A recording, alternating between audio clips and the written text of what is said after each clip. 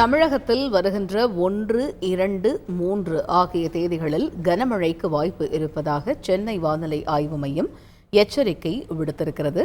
அந்த வகையில் 1, 2 ஆகிய தேதிகளில் கிருஷ்ணகிரி, தர்மபுரி, திருப்பத்தூர், சேலம், ஈரோடு, நீலகிரி, கோவை, திருச்சி, நாமக்கல் உள்ளிட்ட மாவட்டங்களில் கனமழைக்கு வாய்ப்பு இருப்பதாக தெரிவிக்கப்பட்டிருக்கிறது.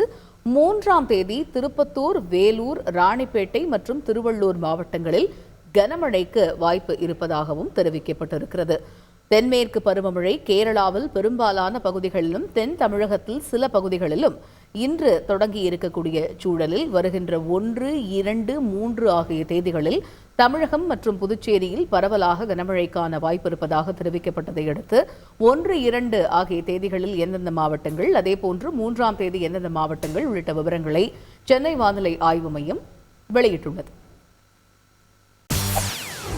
செய்திகளை உடனுக்குடன் தெரிந்து கொள்ள உடனே சப்ஸ்கிரைப் பண்ணுங்க.